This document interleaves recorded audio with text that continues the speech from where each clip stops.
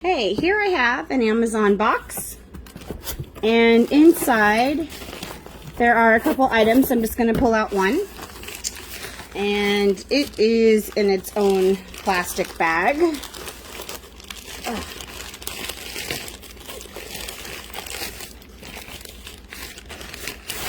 And this is garnet barrier netting. Birds, insect barrier netting and fruit protection. Prevent birds and bugs from eating your fruit. It is 8 feet by 24 feet. So basically you would cut it to size. And the netting is really small. Can't hardly see the thing, so it's very tight thread. That's double layer even. I don't know if we can get close enough. So pretty tight thread, pretty small holes, definitely prevent birds from getting your fruit.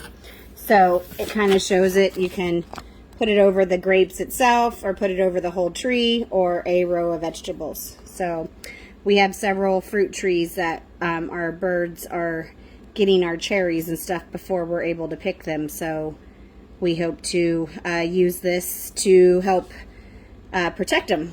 It does say the mesh size is 0.04 inches. 0.04.